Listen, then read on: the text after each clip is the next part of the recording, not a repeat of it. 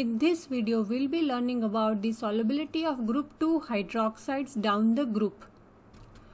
But before we start, let's revise few of the definitions. Enthalpy change of solution is the energy absorbed or released when 1 mole of ionic solid dissolves in sufficient water to form a very dilute solution. We have already seen the examples in our earlier video, but let's revise by considering the ionic solid calcium hydroxide. Now when that dissolves in water, it can be presented by AQ, which we can further write as calcium hydroxide in the aqueous form, or we can also write its ion in the aqueous form. So it can be presented in its ionic aqueous forms.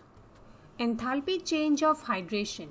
It is the enthalpy change when 1 mole of a specified gaseous ions dissolves in sufficient water to form a very dilute solution. Now again, if we take an example of this, we can take calcium ions in its gaseous form, which dissolves in water to form the ions in an aqueous form to form a dilute solution. The next definition is lattice energy. It's the enthalpy change when 1 mole of an ionic compound is formed from its gaseous ions under standard conditions. So if we take an example of calcium hydroxide, the ionic solid, then it is formed from its ions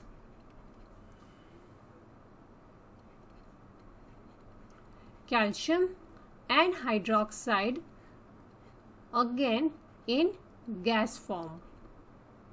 Now we have already seen that the enthalpy of solution is related to the enthalpy of lattice energy and the enthalpy of hydration as seen here with the help of an Hess law. So enthalpy of solution can be presented by this equation where it says enthalpy of solution is enthalpy of hydration minus enthalpy of lattice. This equation clearly presents that enthalpy of solution, if exothermic or endothermic, depends on the values of enthalpy of hydration and enthalpy of lattice. So to know the trend in the solubility of any compounds, we need to understand the trend in the change in the hydration enthalpy down the group, especially in our case it is group 2. So smaller the ions have a greater enthalpy change of hydration, but as we know, down the group the cation size increases. So because of that, the enthalpy change of hydration decreases down the group, that is, it gets less exothermic down the group. But this decrease is relatively small down the group because it depends on the size of the cation, as anion remains unchanged in our case. The anion in our case is hydroxide ion. So only down the group what changes is the cation, and our anion hydroxide remains unchanged. Now we also need to know what is the change in the trend of the lattice energy down the group. Smaller the ion have a greater lattice energy, but as we know that down the group cation size increases, so lattice energy also decreases, that is, it gets less exothermic down the group. But this decrease in lattice energy is larger down the group because cation contributes greater to the change in the lattice energy. Now let's understand this with the help of some energy level diagrams. From this energy level diagram, we can understand that the enthalpy of solution is endothermic in the case of calcium hydroxide when that dissolves in water. Now let's compare the solubility of group 2 hydroxides in calcium hydroxide with this strontium hydroxide.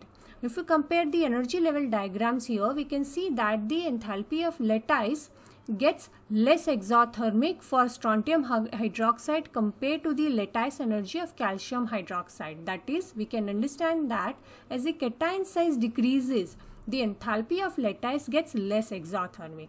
Same is in the case of enthalpy of hydration also, that for calcium and hydroxide ion, the enthalpy of hydration is more exothermic compared to the enthalpy of hydration of strontium hydroxide and the ions of the strontium and hydroxide.